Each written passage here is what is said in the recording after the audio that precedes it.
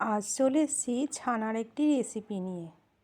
বানানোটা খুবই সহজ আর খেতেও ভীষণ ভালো লাগে। তো প্রথমেই এর জন্য নিয়ে নিয়েছি দুধ। 1 লিটারের থেকে একটু কম দুধই ছিল আমার কাছে। তো সেটা ভালো মতো জাল দিয়ে তার মধ্যে লেবুর রস দিয়ে দিয়েছি।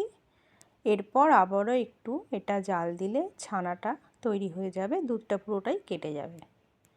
এরপর একটা বড় ছাঁকনির মধ্যে এটা আমরা ছেঁকে নিয়ে মোটামুটি আধা ঘন্টা ছাঁকনির মধ্যে রেখে দিলে কিন্তু এটা টাইট হয়ে যাবে। একদমই জল ঝরে গেছে। এবার এটাকে ভালো মতো মাখতে হবে যতক্ষণ না এটা আরও টাইট হয়। মোটামুটি টাইট হয়ে গেছে ছানাটা। এবার আরেকটু টাইট বানানোর জন্য এটার মধ্যে আমি অ্যাড করেছি সামান্য একটু ময়দা আর মশলার মধ্যে একটু জিরে। এবার আবারও এটাকে ভালো মতো মাখিয়ে নেব। এটা একদম টাইট হয়ে গেছে। এবার বড়া ভাজার জন্য এটাকে আমরা বড়া শেপে একটা একটা করে বানিয়ে নেব। স্কোয়ার শেপও করতে পারেন, আবার রাউন্ড শেপও করতে পারেন। আমি স্কোয়ার শেপটাই বানিয়েছিলাম। মোটামুটি 9 পিস হয়েছিল।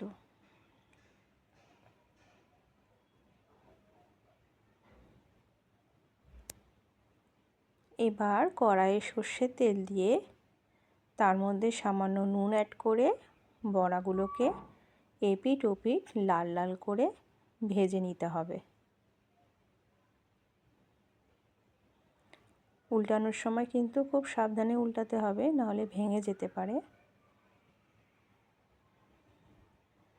ভাজা হয়ে গেলে সব কটাকে আমরা কড়াই থেকে নামিয়ে নেব। এরপর ওই তেলের মধ্যে দিয়ে দেব একটা তেজপাতা, একটা কাঁচা লঙ্কা, সামান্য গোটা জিরে ফোড়ন আর গোটা গরম মশলার মধ্যে এলাচ, লবঙ্গ, দারচিনি।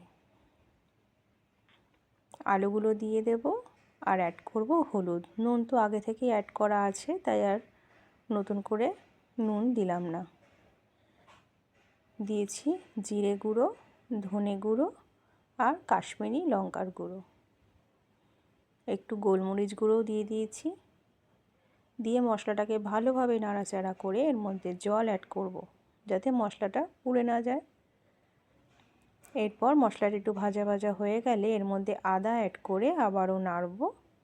মশলাটা যখন পুরোপুরি কষে যাবে তখন জল অ্যাড করে 1 মিনিটের জন্য ঢেকে রেখে দেবো।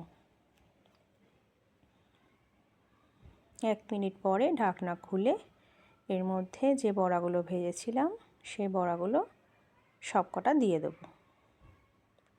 আবারও এটাকে 1 মিনিটের মতো ঢেকে রেখে বড়াগুলোকে একটু নরম হতে দেব। লাস্টে নামানোর আগে হাফ চামচ ঘি দিলেই কিন্তু ছানার তরকারি রেডি হয়ে যাবে। রুটি অথবা পরোটার সাথে কিন্তু খুবই ভালো লাগবে।